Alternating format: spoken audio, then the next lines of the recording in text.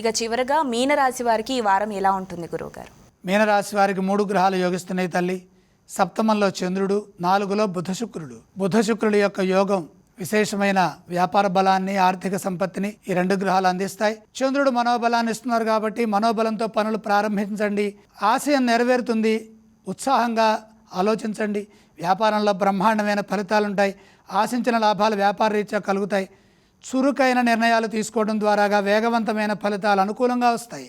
తాత్సారం చేయకుండా, తటపటాయించకుండా మనోబలంతో, ఆత్మవిశ్వాసంతో నిర్ణయాలు తీసుకొని వాటిని అమలు చేయండి. విశేషమైన బుద్ధిబలం మిమ్మల్ని సదా కాపాడుతుంది. లక్ష్మీ కటాక్ష సిద్ధి బ్రహ్మాండంగా ఉంటుంది. మీరు ఇప్పుడు తీసుకునే నిర్ణయాల ద్వారా సంపదలు పెరుగుతాయి. పరిణతి చెందిన ఆలోచనలు సత్ఫలితాన్ని ఇస్తాయి. వివాదరహితంగా ముందుకు సాగండి. ఉద్యోగంలో స్వల్ప ప్రయత్నాలు ఉన్నప్పటికీ కూడా కృషిని బట్టి స్వల్ప ఇబ్బందులు ఉన్నా అవి తొలగిపోతాయి. కృషిని బట్టి ఫలితాలు ఉంటాయి. ఆత్మస్థైర్యంతో వ్యవహరించండి. కష్టాలను ఎదుర్కొని విజయాలు సాధించండి. విమర్శించిన వారే ప్రశంసిస్తారు.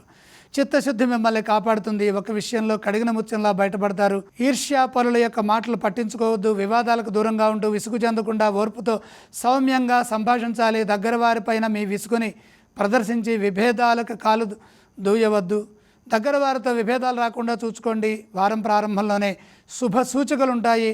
మీ విశ్వాసం మిమ్మల్ని సదా కాపాడుతుంది. మీనరాశి వారు ఏ స్తోత్రం పఠిస్తే బాగుంటుంది? మీనరాశి వారు నవగ్రహ శ్లోకాలు చదువుకోవాలి.